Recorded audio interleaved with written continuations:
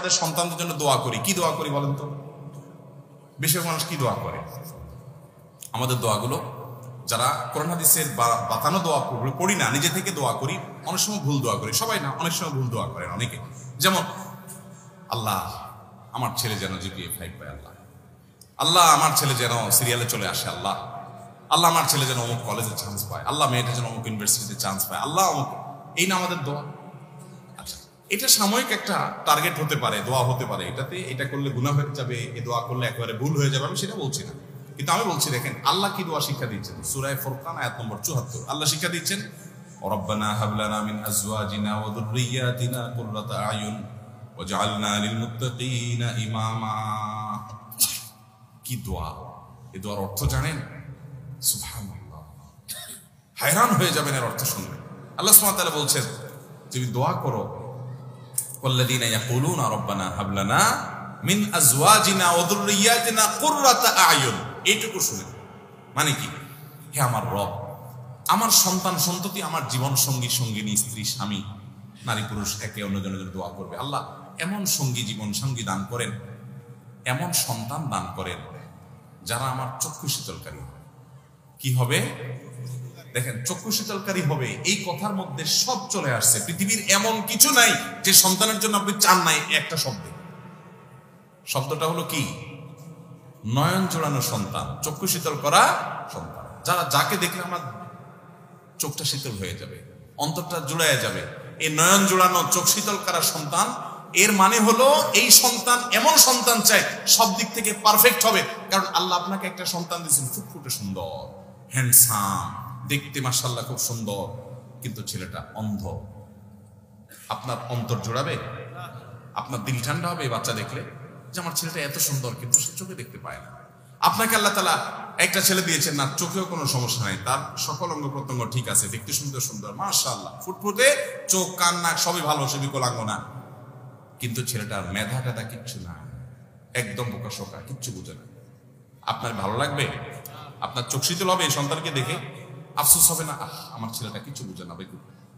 আল্লাহ তাআলা আপনার সন্তানকে সুস্থ রাখছেন, আবার বুদ্ধি শুদ্ধিও দিয়েছেন, দেখতে শুনতেও ভালো, কিন্তু ছেলেটা অমানুষ।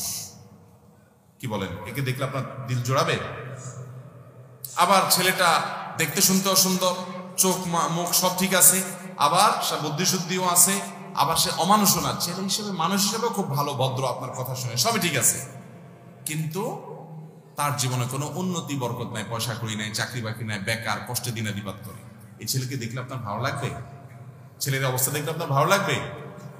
আপনি এরকম কত পয়েন্ট বলবেন? আপনি 200 পয়েন্ট বলতে পারেন, একটা থাকে আরেকটা থাকে না।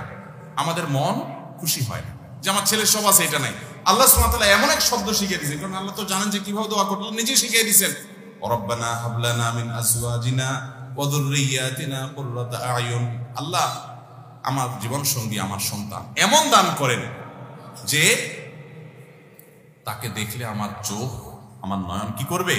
শীতল হয়ে যাবে, জুড়ে যাবে। তাহলে চোখ শীতল হওয়ার জন্য সব দিক থেকে পারফেক্টনেস লাগবে। তবে সব দিক থেকে, মোটামুটি সব দিক থেকে আমার সন্তান দেখে যেন আমার ভালো লাগে, আপনি সেরকম সন্তান দান করেন।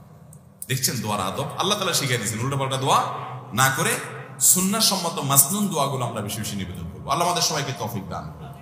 আমি আমার বুঝজ্ঞান হাসি থেকে এই দোয়া পড়ি, রব্বানা হাব লানা মিন আজওয়াজিনা ওয়া যুররিয়াতিনা কুররাতা আয়ুন ওয়াজআলনা লিল মুত্তাকিনা ইমামা। সবাই আমল করবো তো ইনশাআল্লাহ। এখন কথা হলো যে দোয়ার মাধ্যমে আল্লাহ তাআলা ভাগ্য ঠিক করে দেন। অনেক সময় দেখা যায় আমি দোয়া করছি কিন্তু ভাগ্য ঠিক হলো না, এই যে দোয়াটা করছি কিন্তু সন্তানটা ওইরকম হলো না, তাহলে বুঝতে হবে হয় আপনার দোয়াতে কোনো ত্রুটি আছে, ইস্তিগফার করে দোয়া আরো বাড়াইতে হবে, অথবা বুঝতে হবে যে আল্লাহ সুবহানাহু ওয়া তাআলা আপনাকে এইটা দেন নাই, এর চাইতে বেটার কিছু দিবেন ইনশাআল্লাহ।